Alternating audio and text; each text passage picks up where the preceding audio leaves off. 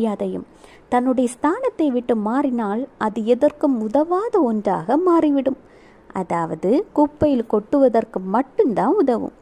இது போல தான் மனுஷங்களாகிய நம்ம ஒவ்வொரு பேருடைய வாழ்க்கையும் ஆண்டவர் நமக்கு தந்திருக்கிற கிருபையையும் ஆசீர்வாதங்களையும் சரியான வழியில் பரிசுத்தமான பாதையில் பயன்படுத்த வேண்டும்.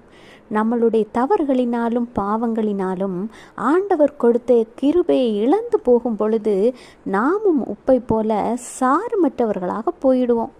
அதற்கு பின்பு உப்பின் நிலைமைதான் நமக்கும். ஆண்டவராகிய இயேசு கிறிஸ்து வார்த்தைகளின் மூலம் உங்கள் கூட திட்டமும் தெளிவுமாக தினமும் பேசிக்கொண்டிருக்கிறார். ஆண்டவருடைய வார்த்தைகளை கேட்டு உங்கள் தவறுகளை உணர்வடைந்து பாவங்களிலிருந்தும் தேவையற்ற குணாதிசயங்களிலிருந்தும் வெளியில் வாங்க. ஆண்டவராகிய இயேசு கிறிஸ்து உங்களையும் உங்கள் குடும்பத்தையும் ஆசீர்வதிப்பார்.